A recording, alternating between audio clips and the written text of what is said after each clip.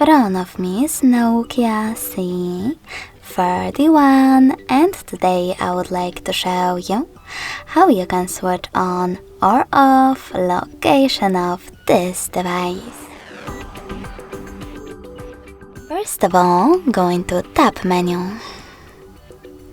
Now look for location shortcut, and when you find it, click on it. As you can see, after that, location is on. If you wish to switch it off, tap on the same shortcut again. You can also go into settings instead and look for location section. When you find it, click on it. Now manage location thanks to this switcher next to use location.